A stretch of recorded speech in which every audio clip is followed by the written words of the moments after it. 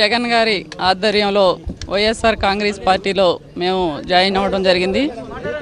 మరి రాష్ట్రంలో కూడా రాష్ట్ర ప్రజలందరూ కూడా జగన్మోహన్ రెడ్డి గారు ముఖ్యమంత్రి కావాలని ప్రజలందరూ కూడా ఆకాంక్షిస్తున్నారు.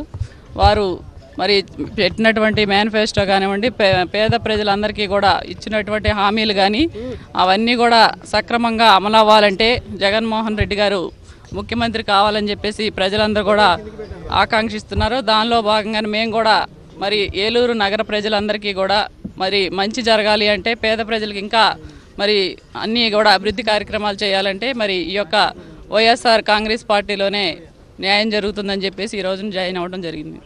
ఆంధ్రప్రదేశ్కి కాబోయే ముఖ్యమంత్రి గారు అయినటువంటి జగన్మోహన్ రెడ్డి గారి ఆధ్వర్యంలో మరి ఈ రోజున వైఎస్ఆర్సీపీలో మేము జాయిన్ అవ్వడం జరిగింది.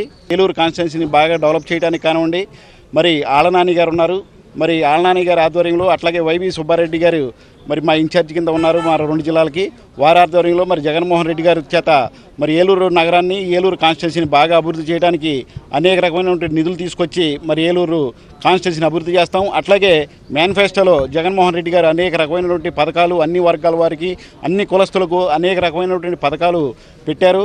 అవన్నీ కూడా ప్రజల్లోకి అందేలాగా తీసుకెళ్లే బాధ్యత మరి ఆళ్లనాని గారు కానివ్వండి, మేయర్ గారు కానివ్వండి, నేను కానివ్వండి చేపడతామని చెప్పి ఈ సందర్భంగా తెలియజేస్తున్నాం. మరి 4.5 సంవత్సరాల నుంచి మేము ఏలూరు కాన్స్టిట్యున్సీలో ఏ రకంగా కష్టపడుతున్నామో మరి అందరికీ తెలిసిన విషయమే. అయినా కానీ కనీసం మాకు గుర్తింపు కూడా లేకుండా చంద్రబాబు నాయుడు గారు మమ్మల్ని అవమాన పాలు చేసి ఈ కార్యక్రమాన్ని చేపట్టారు. కాబోయే సీఎం గారు అని చెప్పి రాష్ట్రం అంతా కూడైకి వస్తుంది.